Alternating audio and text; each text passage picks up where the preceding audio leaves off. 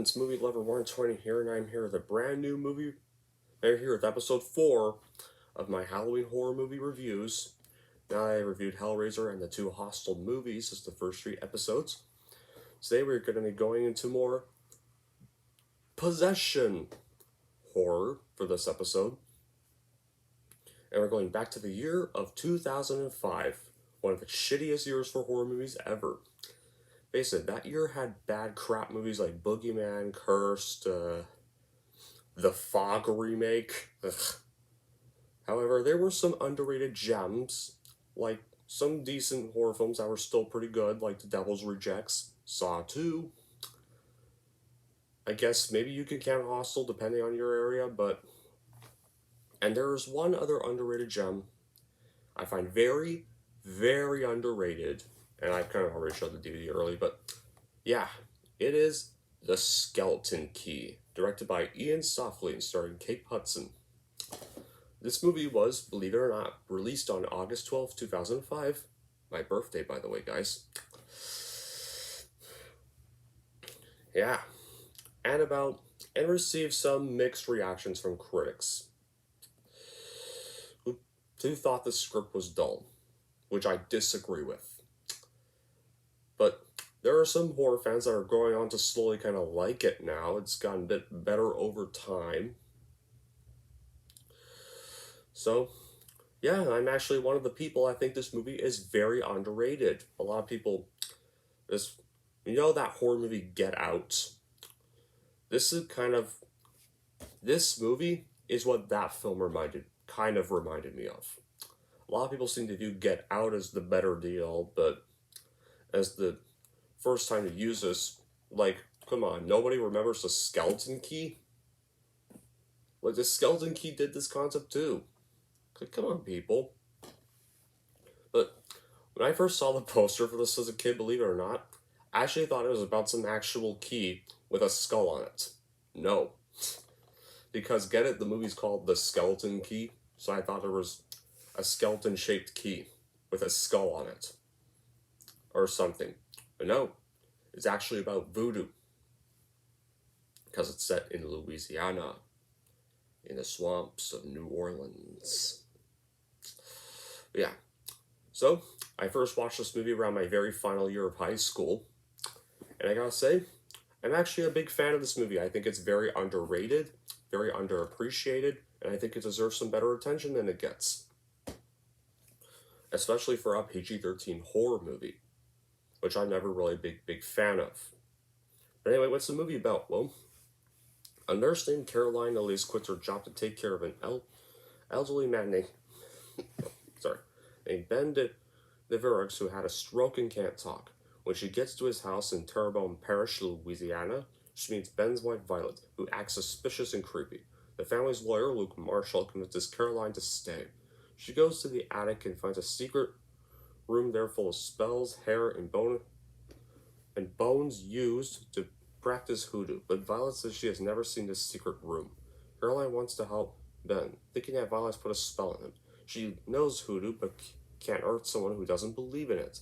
Can Caroline save Ben, or will she end up being the one who needs to be saved? It's pretty much the plot of the movie. So, for the flaws I have with this movie, I think that the film has a pretty slightly slow start. I will admit that. Yeah, the beginning kind of gets a little bit boring at first, but then it really does start to actually kind of start picking up. So, yeah, The Skeleton Key does develop into an original, evocative, and at times generally scary occult thriller, so Ehren Kruger has redeemed himself, especially considering that Ehren Kruger wrote this just months after the travesty sequel known as The Ring 2. Fuck that movie. Was released. Ehren Kruger redeemed himself after that travesty sequel we do not speak of, I wish was never made. I am not going to go into spoilers, which would be kind of destructive for a film of this guy, but there are some pretty clever character shifts, achieving a wonderful tension. Look, for the last 40 minutes or so, mainly because the performances are so good. The use of props and flashbacks are also wonderfully rich. The setting is contemporarily New Orleans, and it surrounds with this mystical stuff, and none of the worse for that. And as for the actors, like, I think all the actors also do pretty good for what they are. Like, this movie stars Kate Hudson, Jenna Rollins, Peter Sarsgaard, Joy Bryant, and John Hurt. Rest in peace, John Hurt, by the way. For Kate Hudson's performance, I think it's much better than any of the romantic comedies she appears in most of the time with her career. I mean, and plus, this was kind of back when Kate Hudson actually seemed to kind of give a shit about the movie she played in, or gave a shit about her career, anyways. Before, yeah, here she shows like more rage than the usual cute manner she plays in most of her movies, and really wish she had chosen better scripts which showcased her acting range. And Gina Rollins, I haven't seen much of her except for The Notebook. That was about it. But in this movie, she's also quite good, and I haven't seen such an energetic performance from an old lady really. And these I have to check out more of her movies. And John Hurt's performance as the bedridden old man is adequate. Wait, even though like he doesn't really talk and he's just kind of stroked the whole movie, I still thought he was also pretty good for what he was. And Peter Sarsgaard is really impressive in his role as the lawyer. The direction is quite impressive as he succeeds in creating a scary atmospheric feeling which is quite rare in horror movies today. And there's no gore. Most of the emphasis is on atmosphere or music in order to add to the tension. This is like reminiscent of Japanese horror, which I feel kind of has a direct impact on this movie. But then again, this kind of came out during a time when Japanese horror remakes or Americanized versions of them were all being released and considered to be the true horror at that time. Well, besides just torture porn. This was actually, thankfully, not a foreign remake, and is one of the few original horror films to come out in the 2000s. Well, along with like Saw and stuff, and one of the few to not be a remake. In the scene, also really love the scene where Caroline goes to open the attic door. Is also very well done as an example of the slow building up of tension. The ending is also quite good. The twist ending is very well done, one of the most shocking ever in my opinion, and I won't spoil what the twist ending is, but I think the twist ending is kind of up there with the likes of like Saw, The Omen, The Vanishing, among those twist endings. Like, some people can think it's done in a very amateurish manner, but personally, I think it's okay for what it is. It's not terrible. By any means, I think it's very well done, well built up, and I mean, yeah. The Skeleton Key is a really good movie. In my opinion, using psychological horror mystery in a very consistent way and a great conclusion. Kate Hudson has excellent performance. It's good to see her.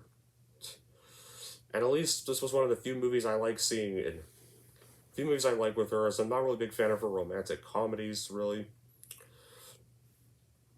And I actually did also enjoy Gina Rollins' performance, even though I haven't seen much of her other films, apart from The Notebook. Or just the whole cast mostly does everything good, really. I think probably one of the more pointless characters would probably have to be her. Or to probably have to be Caroline's roommate, Jill. Because she doesn't really appear in much scenes, really. I mean, Joy Bryant's okay in the performance, but she doesn't really get much to do, really. She's just kind of the friend character in horror movies. She doesn't really do much, really. So I can't really say much about her character. Like, so if you're a fan of, like, possessed horror, or... Actually, before I get to that part, I have a feeling if this movie were made today, it would probably would have been just some cheap, stupid Blumhouse shit, like Sinister and stuff, all those movies. I mean, the only movies I find okay from Blumhouse are just the first two Insidious movies because James Wan's attached to them. Get Out, even though I think it's not original, guys, it's fine for what it is, and Halloween 2018. Those are probably the only three I liked from Blumhouse, but back to Skeleton Key. So if you're like a fan of films like The Others or The Sixth Sense, which I do find a bit overhyped, guys, but like certain horror films with those elements, you'll certainly appreciate this movie. Sorry. And if you're a fan of and even if you're a horror fan, and even though you wish you want a movie with gore, I'd still check this movie out. It's one of the better PG-13 horror movies. It's actually pretty violent for a PG-13 movie. I'm surprised this movie's even rated PG-13. Check this movie out. Like, I think it's one of the most underappreciated horror movies of the 2000s. It deserves some better credit, deserves way better reception from people, and here's how I'm going to rank it. I am going to give The Skeleton Key a 7.5 out of 10. So yeah, that's my review for The Skeleton Key. I'll put the DVD away later, guys, but so here's what is actually going to be the very next review or next episode. Well, it's for, of course, one of the most iconic horror movies of our generation, also about demonic possession, from the 1970s, released way before The Omen, and is actually a possessed girl that's appeared in every Scary Maze game. Yes, guys. Next episode is going to be for one of the most iconically talked about horror movies in cinema, The Exorcist.